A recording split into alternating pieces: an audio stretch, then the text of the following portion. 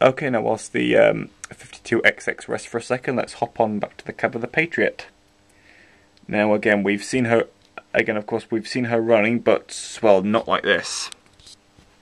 Again, recently just put her front side steps on. Vacuum pipes. And of course now I can keep these top tender parts on.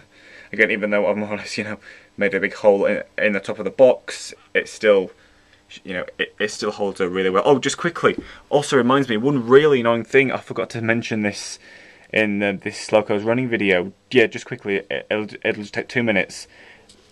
The rods underneath made her not fit, well, not properly back in the box. You could still seal her up, you could fold the plastic, since it's like back when, you could fold the plastic tray back over her. She would still fit in, but she wouldn't fit in as securely as she did without them on. And now the struggle I had getting those on, again, underneath, we all know what they look like. The struggle I had getting those on, if they think for one fraction of a splits of a second, that I'm gonna, cut with, keeping that, going through the stress of taking them on and off. No goddamn way. No blooming way, no.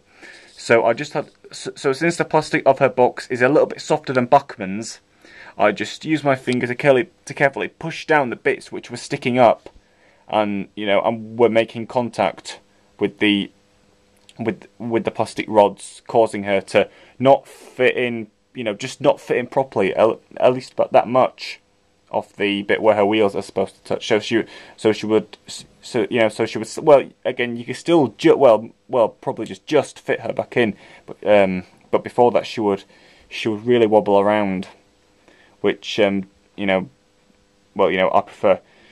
At the end of the day, we want her to be secure. So I just, with my finger, just push down those small bits.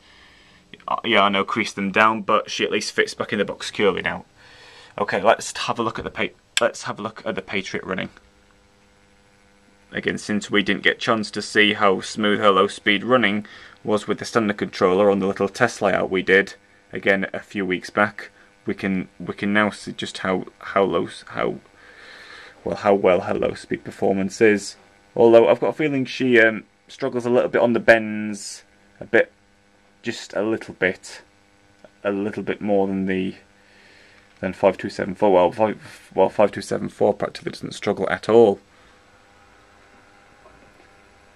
But Duke of Sutherland's low, let's just get a little bit.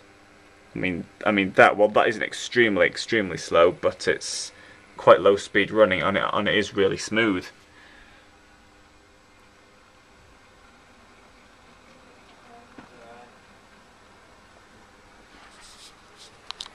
There's just others outside. She's marvellous. Just look how smooth that. This is probably the smoothest running I've ever got. Well, I've got a feeling the new power clips could be helping, but still. Just something about this smooth running is making me feel like it's the smoothest I've ever got. Well, from both of them, the Patriot and the 52XX.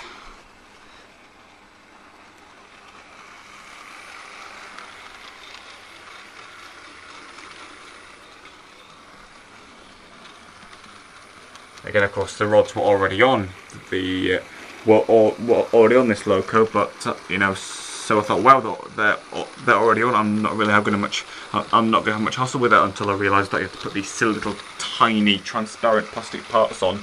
That as soon as you drop them from a high enough height, bye bye. Yep. Once you drop them, you can say goodbye to them. So yeah, over the next few days I'm going to be running these Locos in, and hopefully by this weekend I should get some rolling stock behind them. Probably put the Patriot on some more Mark 1s and have the 52XX on some Great Western coaches.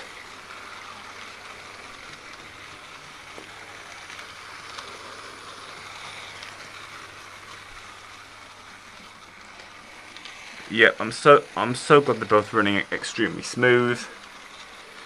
just annoyed that their boxes weren't built to fit them back in with the extras on, especially if the extras are a right pain in the arse. And I'm sorry I had to come out with that because they really, well, they really can be sometimes. Sluggish them deliberately.